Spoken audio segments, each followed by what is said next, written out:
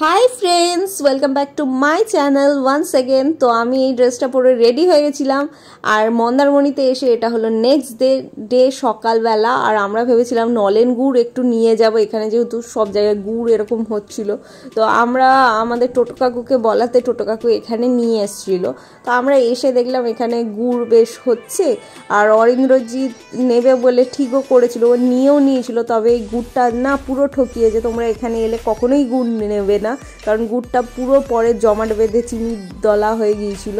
এরপরে আমরা চলে গিয়েছিলাম নিউ দীঘাতে। এই হোটেল রুমটা আমাদের প্রি বুকিং ছিল দি প্যারাডাইস হোটেলে। হোটেল রুমটা অসাধারণ ছিল, ইন্টেরিয়ারটা। এখানে একটা কাভার ছিল, একটা ব্ল্যাঙ্কেট দিয়েছিল।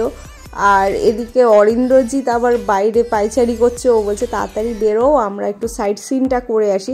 আর আমরা মন্দারমণি থেকেই চান ঠান করে বেরিয়েছিলাম, জানো তো, তাই জন্য অত তাড়া ছিল না। আমরা ভেবেছিলাম বাইরে সাইট সিন করবো, আর সাইট সিন করে আমরা চলে যাব সোজা লাঞ্চ করতে। আর একেবারে লাঞ্চ করে ইভিনিং টাইমে আমরা হোটেলে ব্যাক করব, কারণ হোটেলে বসে তো অ্যাজ সাচ কোনো কাজ নেই আমাদের। এসছি যখন সাইট সিনটা করিনি, অনেকবার করা, তবুও দীঘাতে এলে হোটেলে বসে থাকাটা একটু বোরিং। যেহেতু এসছি ঘুরতে, একটু সাইট সিন করা তো মাস্ট বানতা হে। আর এই রুমে একটা ছোট্ট ব্যালকনি ছিল, আর ব্যালকনি দিয়ে দেখা যাচ্ছিল সামনের রোডটা আর উল্টো দিকের সাইডের হোটেলের সুইমিং পুলটা। ঠিক সেম সুইমিং পুল এই হোটেলেও রয়েছে। আর এখানে নাকি দীঘার মধ্যে সবথেকে বড় সুইমিং পুল আমাদের হোটেলেই আছে, কিন্তু আমরা সুইমিং পুলে নামার টাইম পাইনি, সাইট সিনে চলে গিয়েছিলাম যেহেতু। আর এখানে এন্ট্রান্সটা অসাধারণ ছিল হোটেলের। দি প্যারাডাইস হোটেলে যদি যাও, এন্ট্রান্সটা দেখো, এন্ট্রান্স দেখেই তোমাদের মন ভুলে যাবে। তো আমরা একটা টোটো নিয়ে সাইট সিনে চলে গেছিলাম। টোটোটা 600 মতন আমাদের কাছে চেয়েছিল। তো এখানে এসে একটু ভাবলাম পুজো দিয়ে দিন।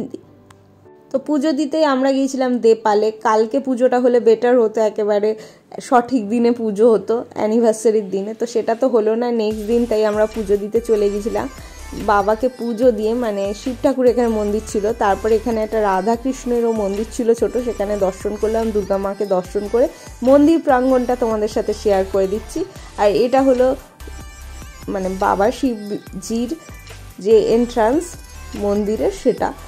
তো এখানে পুরুত মশাই কিন্তু উল্টোপাল্টা চাইবে, সেটা কিন্তু আবার দিয়ে দিও না। আর এখানে হলো ডালার প্রাইস 120 দিয়ে স্টার্ট। তবে ডালাতে ওরা অনেক কিছুই দেয়। দিয়ে আমরা একটু পুজো দিলাম, ঠাকুরকে দর্শন করলাম। অ্যানিভার্সারির দিন না হয় নাই পুজোটা হলো, নেক্সট দিন আমাদের একটু পুজো দেওয়া হয়ে গেল।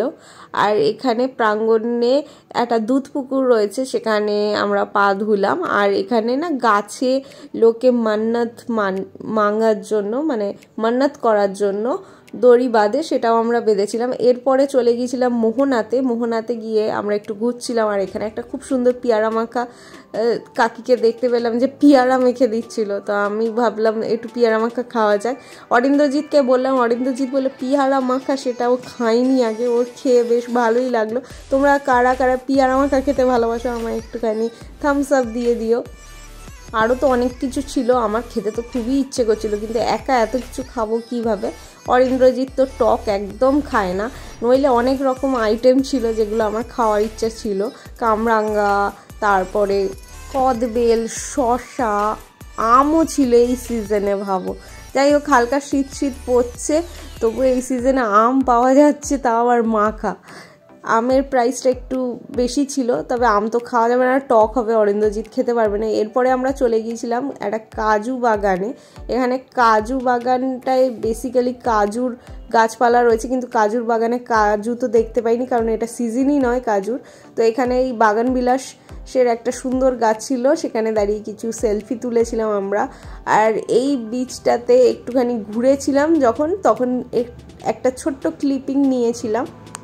আর এই কাজু বাগানের এন্ট্রান্সটা তোমাদের সাথে শেয়ার করে দিই। এইটাই হয়তো কাজু সিজনে এলে তোমরা কাজু ভর্তি পাবে। যাই হোক, আমরা কিন্তু গেটটা বন্ধ দেখেও একটু ওদেরকে ডেকে ঠেকে ভেতরে ঢুকেছিলাম। তারপরে আমাদের দেখে অন্য ট্যুরিস্টরাও ভেতরে ঢুকেছিল। কাজু বাগানে কাজু তো ছিল না, কাজু গাছগুলো দেখতে পারো। এরপরে একটা সায়েন্স মিউজিয়ামে চলে গিয়েছিলাম, যেখানে কিছু শো চলছিল, কিন্তু শোর টাইমিংয়ের সাথে আমাদের টাইমিং মিলছিল না, তো শোগুলো দেখা হয়নি, এমনি মিউজিয়ামটা ঘুরে দেখলাম। এরপরে চলে গিয়েছিলাম মিত্র ক্যাফেতে। আর মিত্র ক্যাফেতে গিয়ে 2 রকম কাবাব নিয়েছিলাম, একটা হলো ফিশ কাটলেট আর একটা হলো মাটন কাবাব। তো দুটোই খেতে অসাধারণ ছিল। তারপরে এই আইসক্রিমের দোকানটা তো মিস করা যাবে না, এখান থেকে দুটো আইসক্রিম নিয়ে নিয়েছিলাম।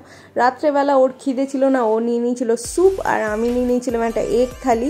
আর এখানে নিচের ইন্টেরিয়ারটা দেখো অসাধারণ, সিলিংয়ে এত সুন্দর পাতা দিয়ে আর ফ্লাওয়ার দিয়ে ডেকোরেশন ছিল না, যেটা দেখে প্রাণ মন সব ভরে যাবে। তো আমাদের তো সিচুয়েশন ছিল না, যদি সিচুয়েশন থাকতাম এখানে অনেক ছবি তুলতাম হয়তো।